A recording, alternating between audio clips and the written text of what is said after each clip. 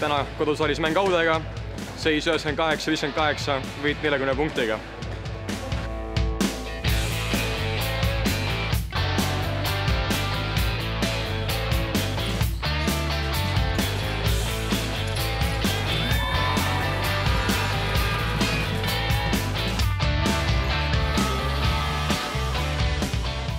Mängu alustasin muimaselt, ei saanud minema, tegime palju lolle vigu ja ei saanud oma liikumise ülesse.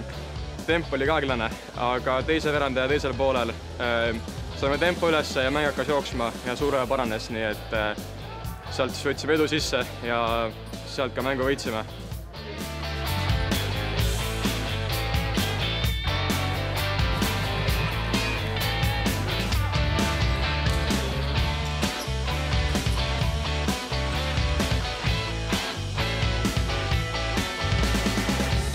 Suhtematul huvilistel, kes tahavad, kodumäng on 1. märtsil Reinar Allikuga, esiliigal. Näeme siis saalis.